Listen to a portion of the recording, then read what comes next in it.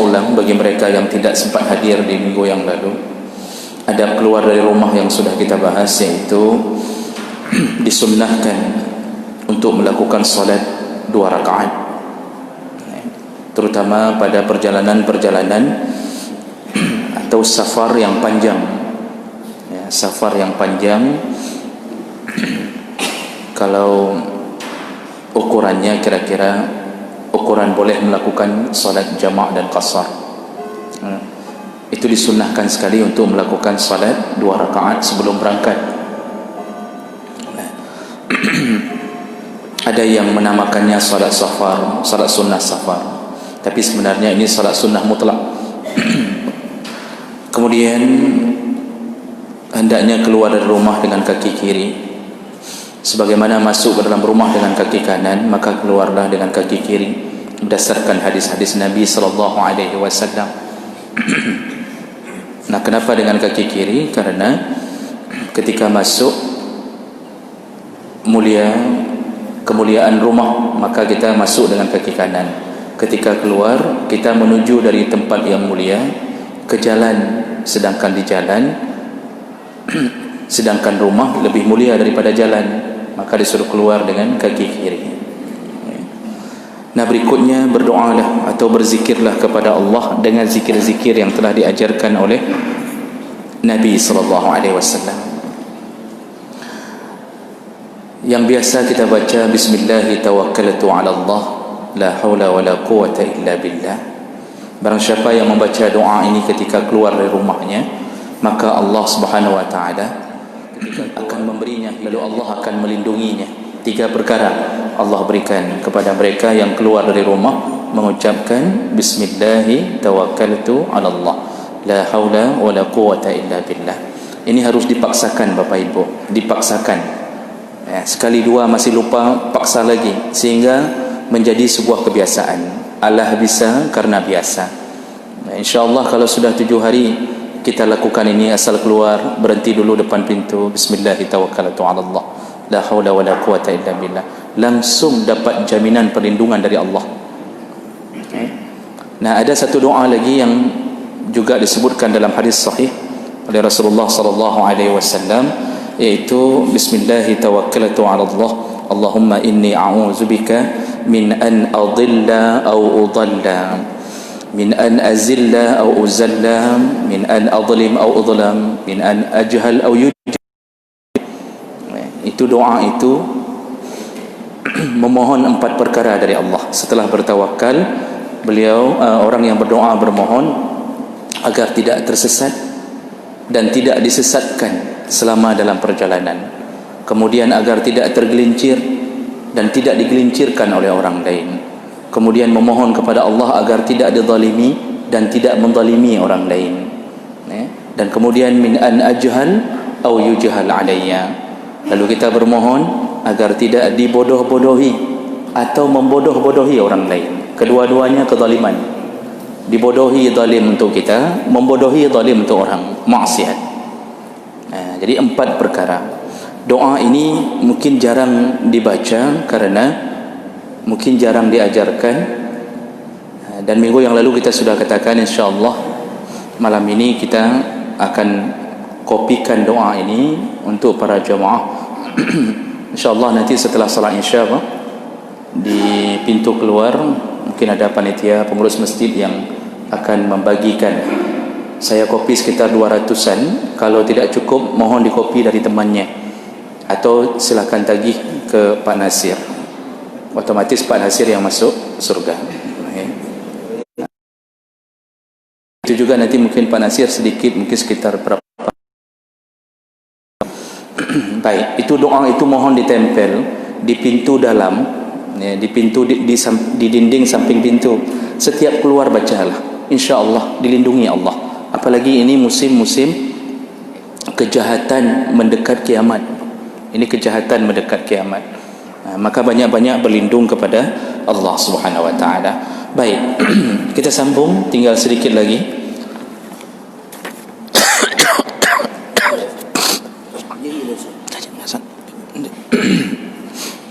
Berikutnya adab ketika keluar dari rumah. yaitu pastikan bahawa aurat kita Nah, kenapa urusannya memastikan ketika keluar rumah? Karena kalau dalam rumah, selama kita masih berada bersama mahram, maka tidak mengapa untuk sedikit terbuka sewajarnya. Kalau ada anak anak kandung, bukan anak angkat. Karena kalau anak angkat bukan mahram. Kalau kita punya anak angkat di rumah, berarti seorang perempuan berpakaian lengkap dengan jilbab. Jadi jangan tertipu oleh godaan syaitan, jangan tertipu oleh jebakan syaitan. Ada orang menganggap anak angkat seperti anak kandung. Tidak, dia tidak ada hubungan apapun, warisan tidak dapat, bahkan dia bukan mahram, aurat tidak boleh diperlihatkan. Walaupun ibu merasa menjadi ibu angkat, mengangkat anak itu dari bayi, tetap itu bukan anak kandung. Jadi kalau seorang ibu kalau punya anak angkat di rumah, harus pakai jilbab. Anak angkatnya sudah berumur balik, itu harus pakai jilbab. Di dapur pakai jilbab, ya, di ruang tamu, pokoknya di mana ada anak angkat pakai jilbab. Oh, enggak mau begitu, jangan angkat. Oh, capek kali kalau begitu, jangan angkat anak. Karena tidak ada kewajiban mengangkat anak. Yang ada mengasuh anak yatim. Enggak mesti diangkat ke dalam rumah, biarkan dia bersama ibunya. Lalu kita mengasuhnya, berikan uang untuk kehidupannya. Rasulullah sallallahu alaihi wasallam bahkan bukan hanya mengatakan tentang anak yatim, tapi sampai memuji dengan besarnya pahala yang mengasuh ibunya si yatim. Apa kata Rasulullah dalam hadis? Man masya 'alal armalah wal yatim, barang siapa yang berjalan membantu, dalam tanda kurung berjalan untuk membantu al-armalah, yaitu janda dan anak yatim. Jadi bukan hanya yatim, ibunya pun, fahuwa kal mujahid fi sabilillah, maka dia posisinya seperti orang yang berjihad fi sabilillah, dalam hadis yang sahih. Jadi enggak mesti diangkat, biarkan dia bersama ibunya. Kita kirimkan uang untuk dia sekolah dan segala macam bisa kita lakukan. Pernah angkat sekaligus dengan ibu-ibunya. Nah, itu sudah aman. Itu aman, itu sudah. Ini menyakitkan bagi ibu-ibu di belakang, Baik. Kalau di rumah, kalau dengan mahram, suami, itu suami istri tidak ada batasan aurat. Tidak ada batasan aurat. Kalau cuma berdoa, mau telanjang pun boleh dalam rumah. Tidak ada batasan aurat. Tapi kalau dengan anak kandung, kalau dia sudah berumur mumayyiz 10 tahun ke atas, kalau Rasulullah melarang untuk tidur bersama, maka aurat lebih utama untuk dijaga. Kan kata Rasulullah, ajarkan anakmu salat umur 7 tahun. Pukullah dia iza balagha 10 sinin. Pukullah dia kalau sudah sampai umurnya 10 tahun dengan pukulan yang tidak menyakitkan. Lalu di ujung hadis disebutkan wa farriquhum 'anil madaji'. Pisahkan tempat tidurnya denganmu. Artinya jangan tidur lagi bersama ibunya kalau sudah 10 tahun. Maksudnya apa? Dia jangan lagi berbulak-balik ke kamar ibunya yang mungkin terlihat aurat ayah dan ibunya. Kalau tempat tidur saja disuruh pisahkan, aurat lebih utama. Maka para ulama sepakat aurat kepada anak itu masih dibolehkan terbuka, tetapi ukuran bagi seorang perempuan antara lutut sampai ke dada itu juga dianjurkan untuk ditutup, walaupun berhadapan dengan anak kandung. Jadi antara dada sampai ke lutut itu dianjurkan untuk ditutup, walaupun berhadapan dengan anak kandung bagi seorang ibu.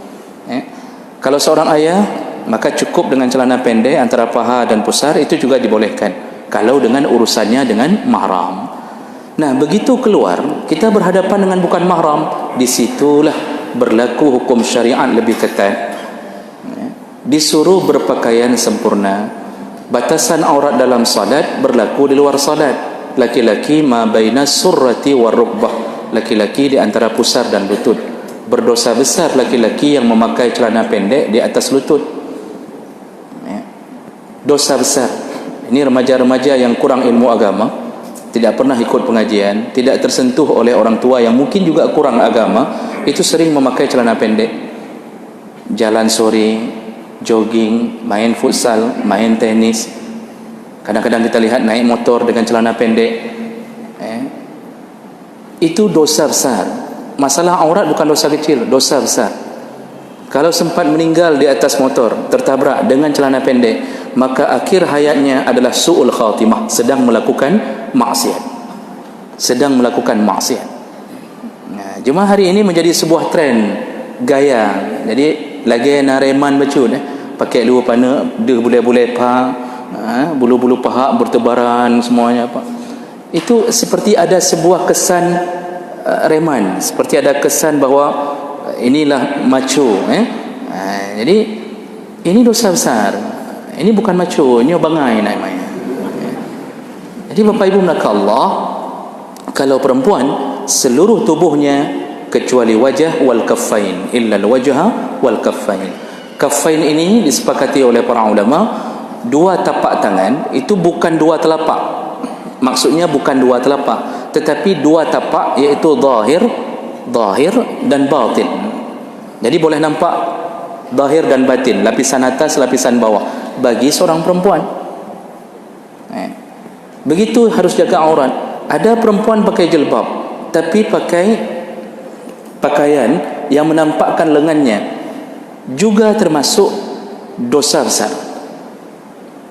Jadi batasan untuk seorang perempuan itu sampai rusghun, itu sampai garis pergelangan antara tangan dengan pergelangan. Garis ini batasannya. Bapak tolong ingatkan anak dan isteri, jangan kita saja yang saleh, tapi anak isteri mengajak kita masuk neraka, dan kita tidak marah.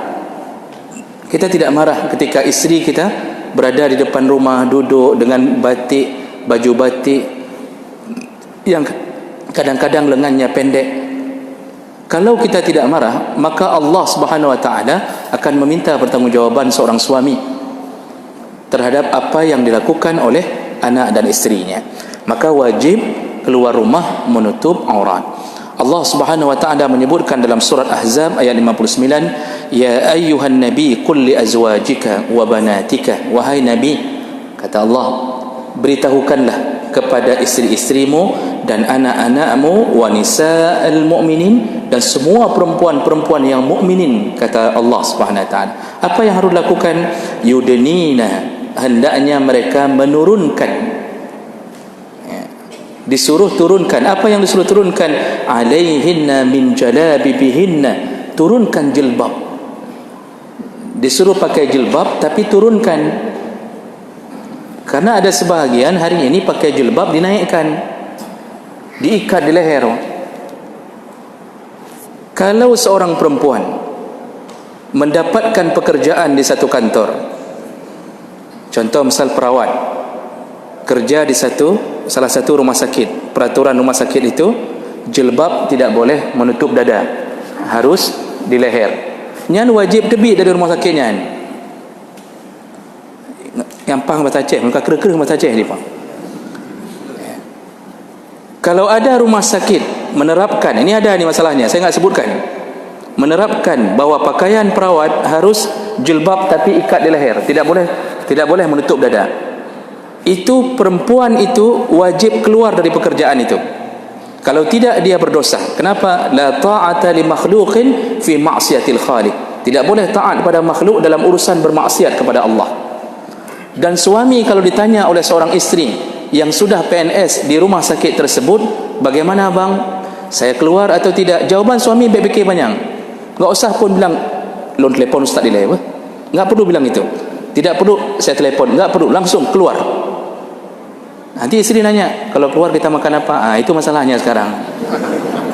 Rupanya suaminya kok enggak mau cari kerja. Seharusnya suami yang disuruh begitu. Kalau suami silakan mau ikat jilbab di mana saja, terserah.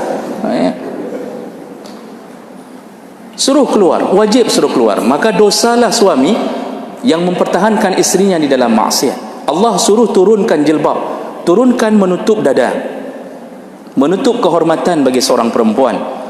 Dan apa dampak positifnya? Allah langsung yang menyebutkan, zalika adna ayyu'rafna, agar engkau mudah diketahui identitasmu.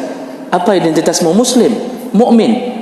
Hanya orang-orang mukmin yang menurunkan jilbab. Ada orang muslim bukan mukmin, dia tidak turunkan jilbab. Islam tapi bukan mukmin, dia tidak turunkan. Dia tidak takut kepada Allah, dia tidak takut azab Allah. Lalu yang kedua, Allah katakan fala yu'zain, engkau tidak akan disakiti kalau jilbabmu telah bagus. Makanya kasus-kasus pemerkosaan, pelecehan itu selalu terjadi pada perempuan-perempuan yang tidak taat kepada Allah. Jarang sekali kejadian pelecehan, pemerkosaan terhadap seorang wanita yang salihah yang memakai jilbab besar. Jarang sekali, Pak. Jarang sekali terjadi. Karena Allah telah berjanji tidak akan disakiti perempuan yang menjaga ketaatannya kepada Allah Subhanahu wa taala. Waktu saya masih di Banda Aceh, belum hijrah ke sini, Pak. Tsunami saya di Banda Aceh. Dan kami memandikan jenazah. Kami ikut memandikan jenazah korban tsunami. Dan di saat kami temukan jenazah, banyak yang telanjang. Banyak yang telanjang. Perempuan, laki-laki banyak yang telanjang. Jadi timbullah sebuah asumsi bahawa kemungkinan banyak telanjang karena air. Karena air terlalu dahsyat menelanjangkan. Tapi di antara yang telanjang-telanjang tersebut, kami menemukan ada beberapa perempuan yang jilbabnya, jarumnya tidak terlepas, sempurna, lengkap berjilbab. Jadi kami coba cari tahu, dan ketika kami mencari jenazah-jenazah sekitar Kurung Raya, kami menemukan kembali beberapa perempuan tidak terbuka sama sekali, tertutup roknya, tertutup dengan baik, jilbab tidak terbuka sedikit pun, aurat tertutup. Tanya-tanya, ternyata mereka adalah anak-anak pesantren. Jadi intinya apa? Kalau kita terbiasa buka aurat di masa hidup, maka kita meninggal pun dalam keadaan terbuka aurat. Tapi kalau kita terbiasa menjaga Allah, maka Allah pun menjaga kita. Sampai meninggal Allah jaga kita. Dan ini sudah janji Allah. Rasulullah menyebutkan apa? Ihfazillaha yahfazak. Kalau engkau jaga Allah, Allah menjagamu. Jadi sampai begitu penjagaan Allah kepada seorang perempuan yang menjaga aurat. Bapak Ibu yang dimuliakan Allah, apalagi hari ini menjadi sebuah fashion bahawa memakai baju ketat dianggap biasa. Padahal Rasulullah mengatakan ada perempuan yang haram masuk surga, jangankan masuk surga, wala yajidna rihaha, jangankan masuk surga, mencium bau surga pun tidak dapat. Artinya 40 tahun lagi kita berjalan akan mencapai pintu surga, dari sini sudah tidak dapat lagi. Jangankan masuk surga, mencium bau surga pun tidak sampai. Siapakah mereka? Ada 3 golongan, ada 3 sifat pada seorang perempuan. Yang pertama, nisaun kasiyatun ariyat, yaitu perempuan-perempuan yang berpakaian tapi telanjang. Pakai baju tapi seksi, ketat. Baju membentuk tubuh. Ini baju-baju haram. Baju-baju haram. Semua pemilik kedai yang sengaja menjual baju ketat dan konsumennya adalah gadis-gadis yang dia tahu pemakai baju ketat, maka penjual ini pun hasilnya haram. Kecuali konsumennya orang-orang salihah. Waktu beli dia pakai jilbab besar, tapi dia cari baju ketat. Itu kira-kira untuk apa? Untuk suaminya, Pak. Karena perempuan salihah itu di luar bergaya Arab, di rumah bergaya Eropa. Itu perempuan salihah. Oh, kalau di luar ke Arab-Araban, di rumah Eropa, seperti di pantai. Masya Allah, guwik kena gerhom ke di, guwik ke di, Masya Allah, begitu perempuan salihah. Tapi yang sebaliknya, itu di luar bergaya Eropa, di rumah bergaya ke Arab-Araban.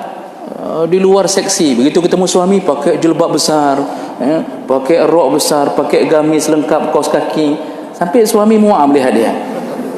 Ini salah posisi. Bapak Ibu yang dimuliakan Allah, maka berhati-hatilah keluar rumah tanpa menutup aurat. Terutama jaga anak gadis dan perempuan, isteri-isteri kita. Karena syaitan selalu menjadikan perempuan sebagai busur panah untuk menjatuhkan semua laki-laki. Jadi senjata paling efektif menjatuhkan laki-laki adalah perempuan. Satu orang berpakaian seksi berjalan di pasar Impres, itu ribuan laki-laki berdosa di hari itu. Sejih sirau mandam.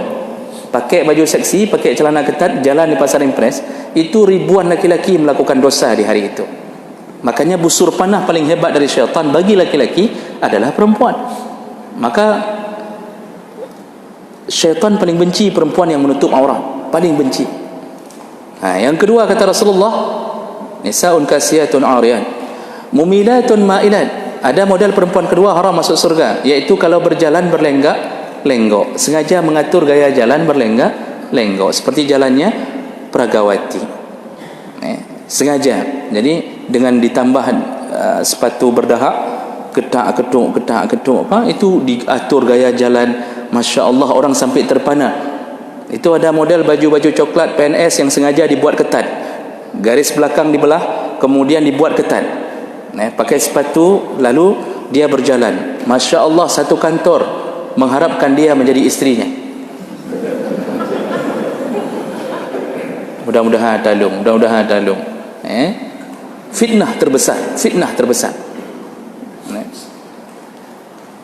Dan yang ketiga kata Rasulullah, wa ru'usuhunna ka'asnimatil bukhtil ma'ilah, dan di atas kepala mereka ada punuk unta yang miring. Ini hadis riwayat Muslim, Imam Nawawi yang mensyarahnya dalam Sahih Muslim.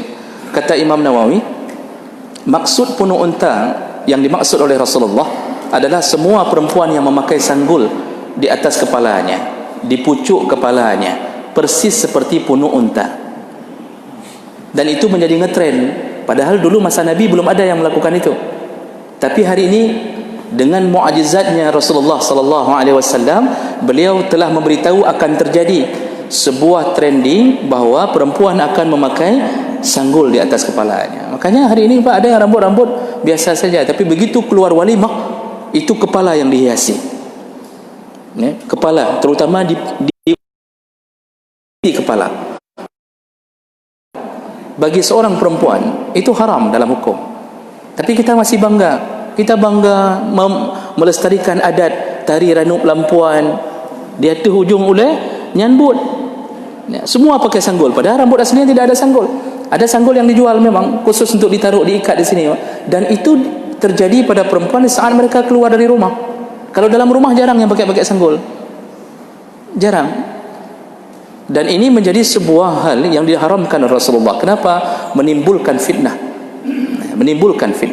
Maka oleh karena itu Bapak Ibu maka Allah, keluar dari rumah wajib jaga aurat. Jadi jangan lagi bangga memperlihatkan istri kepada orang lain. Karena ada tipe suami memang bangga Pak, istrinya seksi, dia bangga. Begitu laki-laki, misal dia singgah di satu kedai makan bakso, istrinya pakai baju seksi. Begitu dia lihat tatapan laki-laki semuanya melihat ke istrinya, ada kebanggaan pada suami ini. Ada kebanggaan. Jadi dia merasa aku memilikinya. Bangga. Jadi merasa bahwa ini milikku. Padahal dia di saat itu telah termasuk golongan ad-dayyus, yaitu orang-orang yang membiarkan istri dalam maksiat. Apa kata Rasulullah? Haram masuk surga. Salah satunya adalah ad-dayyus allazi yuqirru fi ahlihi al-khubas, yaitu yang membiarkan maksiat dalam keluarganya. Haram masuk surga. Orang hari ini enggak mikir ke situ, Pak. Asal hidup, dapat gaji, keluar sertifikasi, beli ini, beli itu, enggak mikir bahwa dia akan meninggalkan dunia ini. Baik. Jadi itu adab ketika keluar rumah, yaitu dengan cara menutup aurat. Kemudian adab berikutnya yaitu berlindung kepada Allah ketika berada di satu tempat yang mungkin asing baginya, atau dia merasakan kekhawatiran, ada rasa kengerian, mungkin sedikit ketakutan pada tempat-tempat yang dia singgah setelah keluar dari rumahnya. Maka disunnahkan berlindung kepada Allah dengan membaca kalimat yang diajarkan oleh Nabi berdasarkan hadis Rasulullah dari Khawlah binti Hakim radhiyallahu anha. Rasulullah sallallahu alaihi wasallam berkata, man nazala manzilan, barang siapa yang keluar dari rumah, summa qala, lalu dia berkata, a'udzu bikalimatillahi tammah min syarri ma khalaq. Aku berlindung kepada Allah dari kalimah-kalimah Allah yang sempurna, dari keburukan makhluk yang Dia ciptakan. Jadi itu yang disuruh sebut oleh Nabi ketika kita singgah di satu tempat yang mungkin terasing bagi kita tempat tersebut. Rasulullah mengajarkan kalimat a'udzu bikalimatillahi tammah min syarri ma khalaq. Lalu apa kata Rasulullah? Lam yadurruhu syai'un hatta yartahila min manzilihi zalik. Yang membaca doa itu ketika berada di satu tempat yang mungkin tempat itu membuat dia agak sedikit merasa terasing, ketakutan, maka tidak ada satu makhluk pun yang bisa memudaratkan dia sampai dia keluar dari tempat tersebut. Kan Bapak, misalnya kita pergi satu tempat, lalu kita singgah di hotel. Yang hotel itu kita tidak tahu, karena hotel kan orang berganti-ganti. Ada yang ahli maksiat, menggunakan kamar yang kita booking untuk bermaksiat. Makanya banyak terdengar kadang-kadang sebahagian hotel ada penghuni diganggu, ada yang kesurupan, macam-macam. Maka cara melindungi diri ketika masuk ke tempat yang asing bagi kita, ucapkanlah a'udzu bikalimatillahi tammah min syarri ma khalaq. Ini salah satu yang direkom oleh Nabi. Apa kata Rasulullah? Tidak akan dimudaratkan oleh makhluk apapun sampai dia keluar dari tempat tersebut. Makanya kadang-kadang kita kurang berlindung kepada Allah karena terlalu pede. Kita terlalu pede, Pak. Kita merasa bahawa kita ustaz, kita tengkunya nak pegang-pegang terpulih, tamulah hotel, tamu kejumanan, lalu langsung mandi. Padahal mungkin di situ ada syaitan yang sedang berusaha mengganggu. Maka terjadilah hal-hal yang tidak diinginkan. Ini kemana saja? Ke Selawahkah, ke Takengon, kemana saja, Pak? Itu kalau singgah satu tempat, bacalah doa ini. Baik. Itu adab keluar dari rumah. Dan sebagai penutup pembahasan kita masalah rumah, masalah adab-adab seputar rumah, sedikit ini hanya sedikit bagaimana adab ketika kita memasuki rumah baru. Ketika kita memasuki rumah baru, apakah rumah baru itu rumah kita sendiri atau mungkin saja rumah yang kita sewa. Itu juga disuruh beradab agar terhindar dari keburukan syaitan dalam rumah tersebut. Yang pertama, hendaknya ketika masuk bacalah surat Al-Baqarah. Itu yang jangan dilupakan Bapak Ibu maka Allah. Ada orang yang tanya, Ustaz, bagaimana kami mau baca Al-Baqarah? Kami masih ngaji Iqra 1. Iqra sah gebut kiban cara baca Al-Baqarah. Ini orang Islam, Pak. Kalau muallaf dimaklumi, orang yang baru masuk Islam itu dimaklumi, dan Allah muliakan orang yang baru masuk Islam. Allah muliakan. Sampai janji-janji Nabi semuanya memuliakan. Termasuklah ketika bersyahadat semua dosa-dosanya di masa lalu, yang mengingkari keberadaan Allah, yang kemudian mengatakan Allah tiga, kemudian macam model dia lakukan, mungkin pernah makan yang diharamkan oleh Allah, itu semua diampunkan Allah hanya dengan kalimah syahadat, janji Allah. Sampai Rasulullah ditanya oleh sahabat, rata-rata kan sahabat mu'allaf. Memang ada sahabat yang langsung lahir Islam? Nggak ada. Paling kecil yang masuk Islam Ali bin Abi Thalib. Lain mu'allaf menduma, mu'allaf dari jahiliyah, dari para penyembah berhala. Umar pernah menyembah berhala, Abu Bakar, Utsman, semuanya. Ali yang masuk Islam 5 tahun. Dan mereka bertanya ke Rasulullah, ya Rasulullah, ketika kami sudah masuk Islam, apakah kebaikan kami di masa lalu juga dihilangkan Allah sebagaimana dihilangkan dosa kami? Kan mu'allaf juga pernah berbuat baik, bersedekah, lalu melakukan kebaikan, tolong orang. Apa kata Rasulullah? Yang dihilangkan cuma dosanya, tapi kebaikannya dirapel oleh Allah Subhanahu wa taala, tidak dihilangkan. Begitu rahman dan rahimnya Allah Subhanahu wa taala. Bapak Ibu maka Allah, bacalah Al-Baqarah. Bacanya tidak mesti sekaligus. Boleh ketika masuk langsung kan ngangkat barang pertama nggak sanggup baca. Mulailah dengan alif lam mim dan seterusnya, sedikit-sedikit sampai seminggu baru habis, itu dibolehkan. Yang penting jaga rumah dengan membaca Al-Baqarah. Kenapa? Ada janji Nabi SAW, barang siapa yang masuk ke rumah baru kemudian membaca Al-Baqarah, inna syaitan yanfiru minal bait, dipastikan syaitan akan lari dari rumah tersebut. kalau dibacakan surat Al-Baqarah. Kenapa? Karena di dalamnya ada memang ayat-ayat pengusir syaitan, ditakuti oleh syaitan. Di dalamnya ada ayat kursi, di dalamnya ada terakhir dua ayat terakhir dari surah Al-Baqarah. Itu ayat itu saja, itu pengusir syaitan. Nah, yang terakhir ketika masuk dalam rumah baru setelah mengamankan diri dengan membaca Al-Baqarah. Tapi setelah baca Al-Baqarah itu tadi baca-baca Quran lagi. Jangan Al-Baqarah saja kemudian tinggal di rumah itu 30 tahun. Pernah baca Quran? Pernah. Kapan? Di awal dulu Al-Baqarah. Bukan begitu, tapi terus lanjutkan. Walaupun satu hari cuma satu ayat, satu halaman, silahkan lanjutkan. Dan yang terakhir yang pernah saya katakan, singkat saja karena mic sudah diketuk tadi bersama sekali. Jadi jangan sampai diketuk berkali-kali.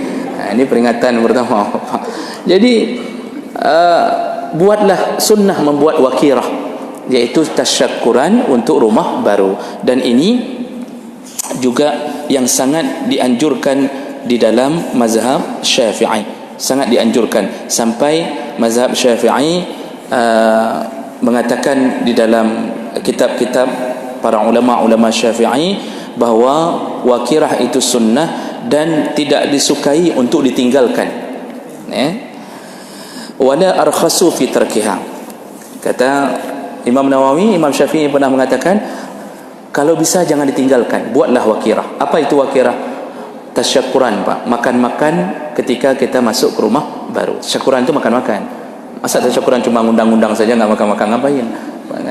Makan-makan, undang tetangga. Untuk apa? Untuk mengawali silaturahim dan untuk mengikat hati dengan para tetangga. Itu sunnah hukumnya. Baik, saya berhenti di sini. Kita masih ada waktu sekitar 7 menit. Silakan kalau ada hal. Ini mungkin kami berikan kesempatan kepada yang pertama kepada ibu-ibu itu datang, bapaknya. Ini kami berikan kesempatan kepada ibu-ibu. Kalau seandainya ada yang ingin ditanyakan kepada Ustaz, ibu-ibu silakan. Bu, mic-nya sudah dikasihkan. Ada apa sih? Ya saya tahu. Ini ada berkaitan dengan pengadaan dalam rumah.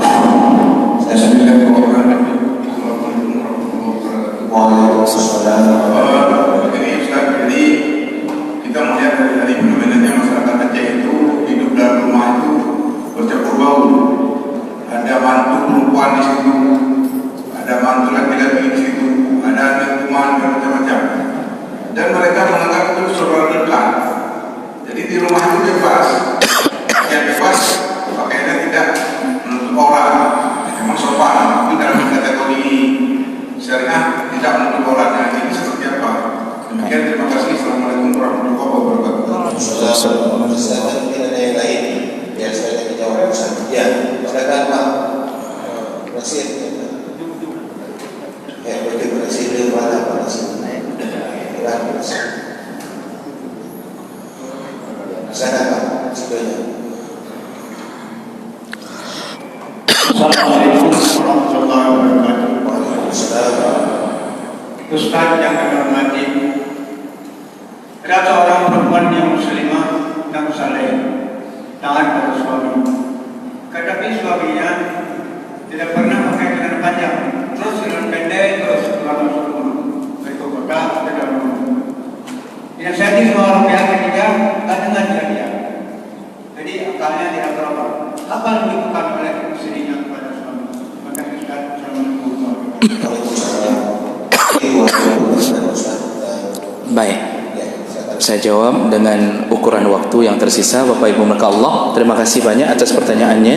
Yang pertama tentang hidup dalam satu rumah, berbagai macam hubungan di situ, bercampur baur dan kita memakai pakaian ala kadarnya, bolehkah atau tidak? Ini harus dipulangkan ke hukum siapa mahram, siapa bukan mahram.